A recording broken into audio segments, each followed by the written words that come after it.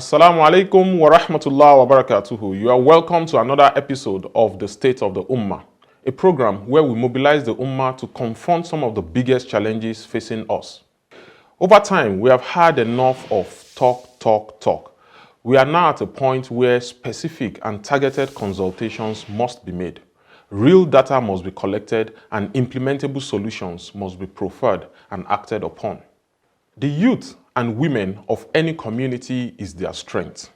The youth and women of the time of the Rasul sallallahu alaihi wasallam and beyond learned and invented and defended their community.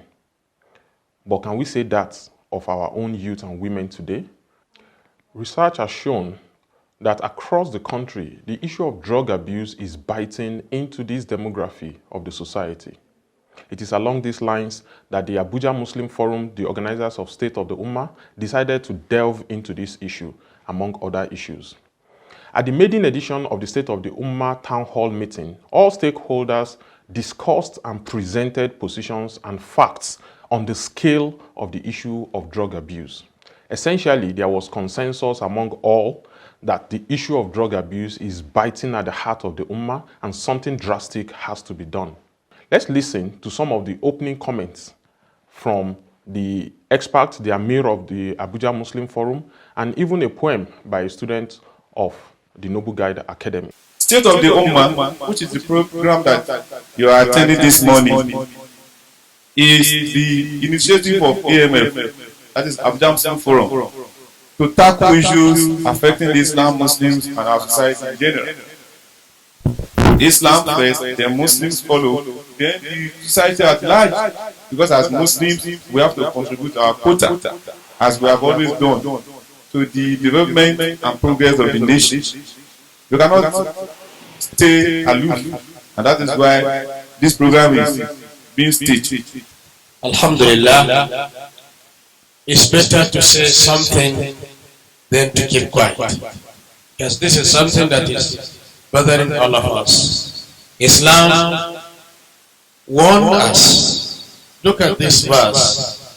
When Allah subhanahu wa ta'ala says, "Qu anfusakum wa ahlikum nara."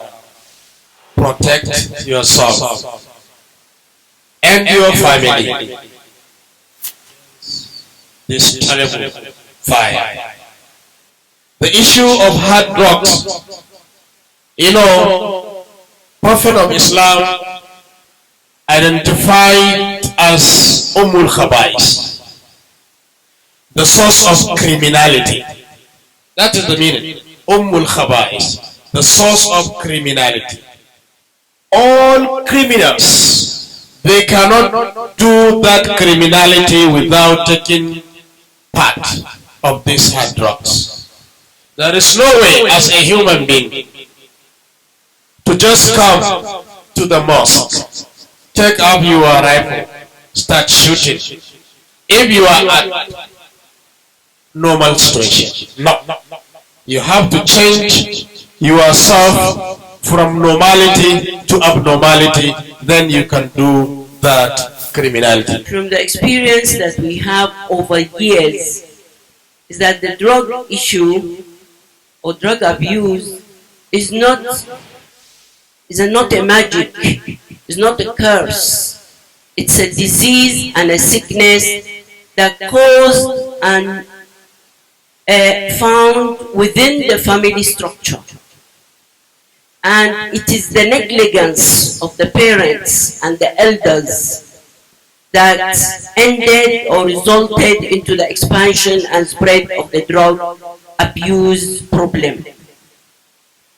It is unfortunately caused by the very close people to you, to the family.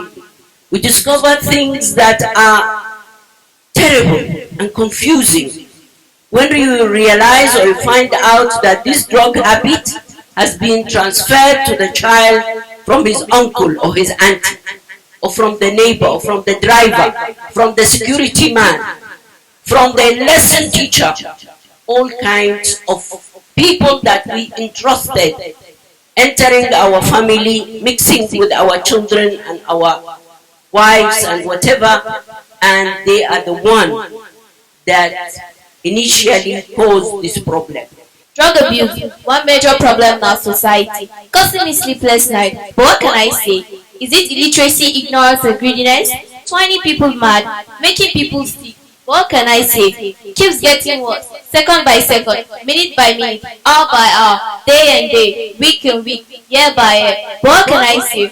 All the effort of stopping this point still does work. It keeps spreading like a wildfire. The storm keeps sticking it hard in sadness. But what can I say? Oh, what a state that none should be seen with, but has been with millions. I shake my head in anguish. But what can I say? It beats my heart and pain my head. In his keynote speech, Dr. Khalid Aliyu, the Secretary General of the Jamaatul Nasr al-Islam, spoke on the wisdom behind the prohibition of intoxicants and substance abuse in Islam. It is time for action. It is time for solution. It is time for calculated efforts to really try to begin to solve problems bedeviling the Ummah in the socio-political, educational, medical, and social space, all of them.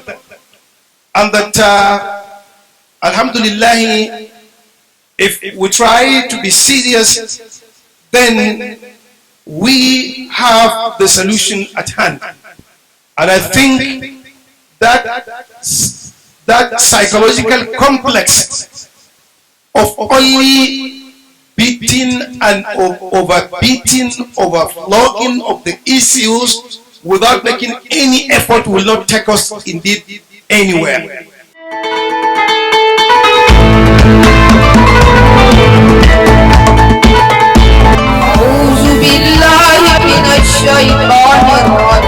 The Muslim Ummah has been plagued by a number of challenges. We are also being faced with the challenge of poverty. Prof, how broken is the front home in the cause of this particular menace geography?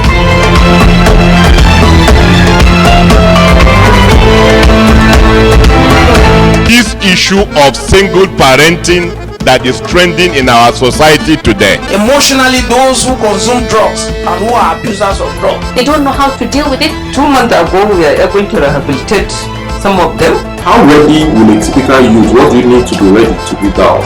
It's about the passion of having the dawah. Now, if you look at the young people in the Ummah of Muhammad Sallallahu Alaihi Wasallam, they have done the most magnificent things. We discover things that are terrible. if it is the materials of this life that actually you are eager to achieve, then I should advise you handsome.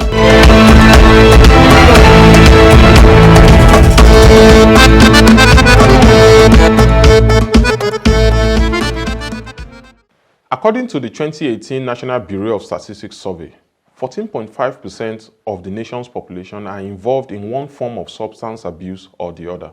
And this does not include those that abuse cigarettes and alcohol. How did we get to this situation? A situation where a sizable chunk of the population is stuck with this menace. And can the Ummah walk her way out of this? That is what the panel and the stakeholders had to deal with at the town hall session. Firstly, I would, like they've all been introduced, but I will still introduce my own beloved, my Sheikh, Dr. Khalid Aliyu. Thanks for coming, sir. I would also like to also welcome our former sister Kilani to the panel. Also Otumba Larry Ikmimisho also to the panel. Alhamdulillah, at least someone is pronouncing the name correctly in this forum. Also, I would also love to also welcome Professor Dagachi from the Department of Sociology, University of Abuja. I would also love to also welcome to the panel our Hajia, the only mother. You can see the fathers outlined themselves very far from our mother, placing his own son by his side.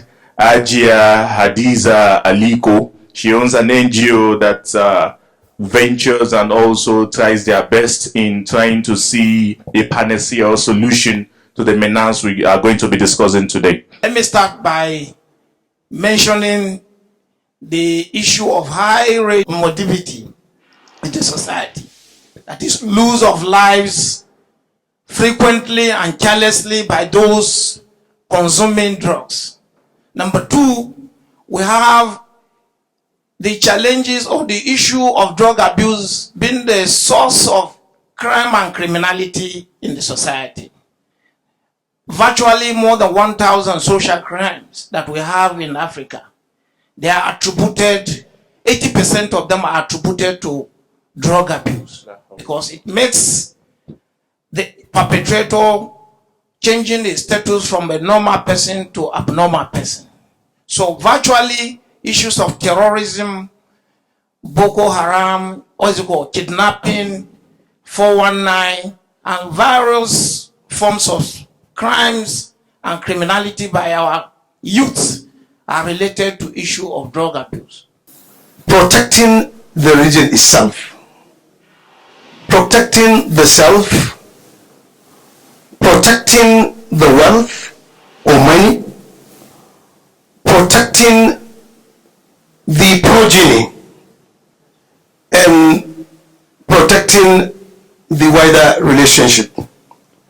This is one aspect, because you cannot be a proper Muslim while taking these intoxicants. And there are categorical textual evidences from the Quran and Hadith which Allah Tabaraka wa Ta'ala prohibits whoever takes an intoxicant to come closer to prayer. And you know, when they consume this, it takes them hours before they regain their senses and become conscious. Two, because it is destructive to the self. And Allah wants that kill not yourselves, for Allah is being merciful to you. Protecting the wealth is that it tantamounts to spending in a way not approved by Allah. Protecting the family relationship so that there will be no any member of the family who seems to lose his senses. What are the root causes of this? And this is exactly what we're trying to attack. We've looked at anything can be a reason for drug abuse. Absolutely anything. People turn to drug abuse to cope with problems. People turn to drug abuse just out of curiosity, some to absolutely feel good. So it could be any person can have a reason why they're using drugs. But the most important thing is for them to understand what that root cause is. Why are they going to it in the first place? And through counseling, we're able to explore people's thoughts, people's feelings, people's behavior, so that they come to an awareness as to why it is that they're using this. I think so many people have touched on very important things here. The First Lady speaker, said it's a condition. There is research out there that shows that, addiction is a condition, like high blood pressure, like diabetes. So it's a lifelong condition that you learn to manage and live productively with. This is what it should be very important. She also spoke about denial. The reason why many people their own drug use or deny the drug use of family members and friends is because of stigmatization. The way we treat people who are addicts, we look down upon them. Subhanallah, before I came into this space, I had that same anger, towards family members that I thought were destroying their lives and causing a problem for us that we're not using. So when I understood that, for some it is a condition. There's some that carry, it is hereditary for some people.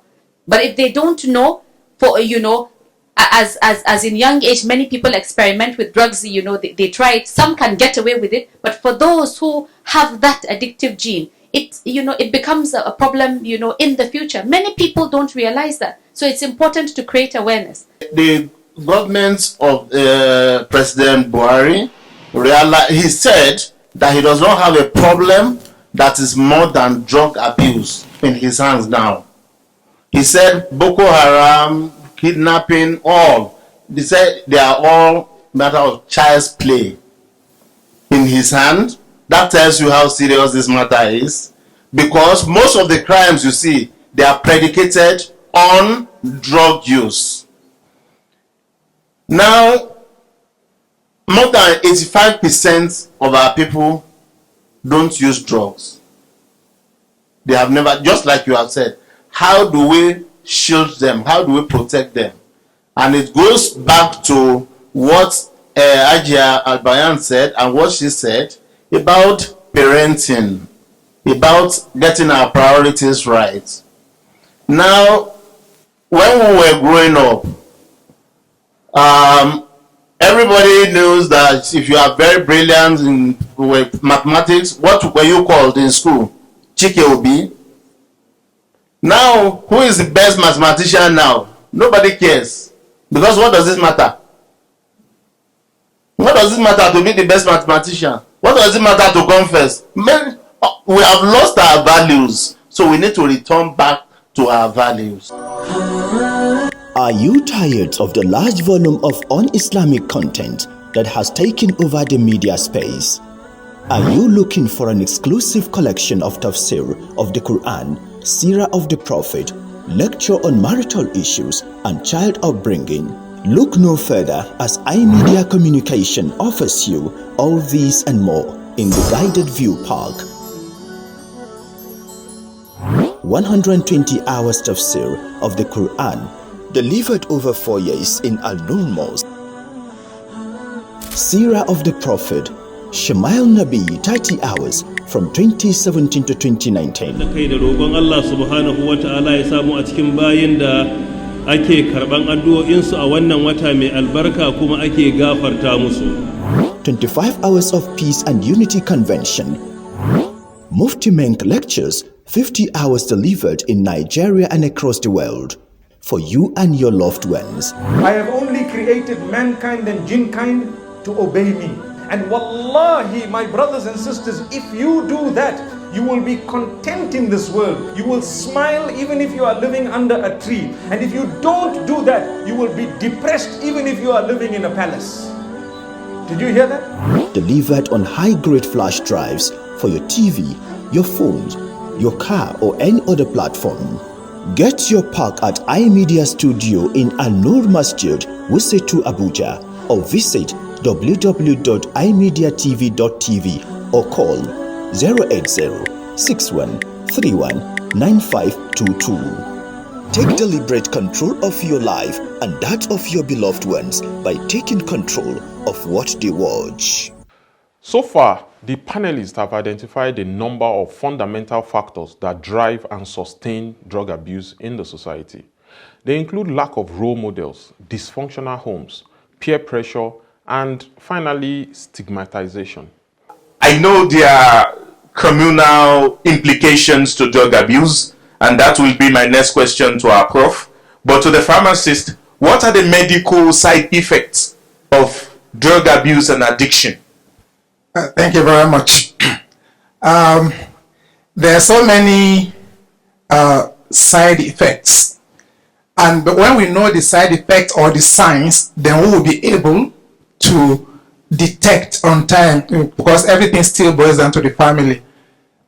Some of the ways by which people also engage in drug abuse is the issue of peer pressure, whereby sometimes you have brought your children to the best of your ability, you think they're okay, but you don't know the kind of companies they keep. So when a child starts like staying too long in the toilet, locking him or herself up, then you should be very, you should be conscious that something will be happening. So you should be very careful. But there are so many signs: red eyes, runny nose when there is no, especially during the dry season. A child or a person starts having consistent runny nose, bloodshot eyes, always feeling depressed. Then when you go, maybe somebody's in the parlor, and then somebody enters, the person gets agitated because it's trying to hide something. So these are some of the signs that warning signs that the parent have to be to take caution. However, there are physical signs that, the person becomes so debilitated. You see that the person has insomnia, that is, the person cannot sleep or sleeps for longer time. So most of these signs is not something that you just see in the transient way, like, let's say maybe 1 or 2 days, but something that you see consistently for 1 week, 2 weeks, something that was not there before, and then you find that the person starts exhibiting those signs. Then one should actually take caution. Haven't forgotten that Islam is both a religion and a system of life. Therefore, leaving religion aside, but only in the sha'air, the outward emblems of having to go to masjid or to fast and so on and so forth. A family is supposed to be built on the core Islamic values. And if we have this, I assure you, we wouldn't have been complaining about these problems. No. Because before then, we don't have these challenges. The menace of drug abuse, the scourge of drug abuse. Therefore, the way we will shield those who have not been affected is by turning really back to the core Islamic values of proper education, proper tarbiyah, the way a parent is supposed to relate with his own child. One, getting close to his child, knowing his child really very well, and giving the child the opportunity to interact with the parents, and that knowing really the kind of outings, the kind of friends the awards or children have, and so on and so forth. Meaning there should be a total monitoring of our own children based on the Islamic values. And some of us can complain. One of the universities that sometimes we think, because of the name, which symbolizes maybe Islam, which symbolizes maybe wisdom or something like that, some parents thought that it is enough to get what they want, while some of them